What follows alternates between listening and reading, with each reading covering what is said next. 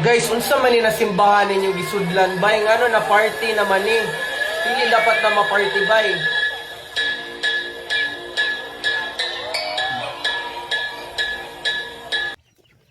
Huy! Karon ko ing nagdili liki na inyong brother. Liki gid kay ni tawahan na oy. Giunsa pag una-una, party kuno sa simbahan. Yabag gid kay brother oy. Asam daw ang utok ni brother.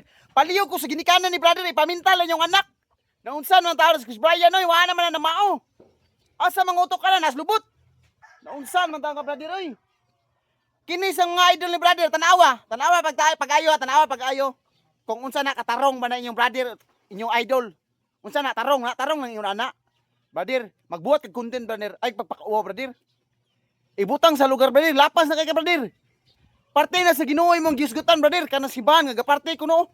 Asa makakakitag simbahan nga parte? Ha? Unsa man ta ka brother? Asa ka kitag simbahan nga parte? Brother, disbalanse na kay sa imong gibuhat brother. Buwan naman ka mo ay lagi palabig kaon brother. Ay palabig kaon ba? Palabig ka kaon ka brother, awag ka siga ng mata. Sige magkaksakoy god.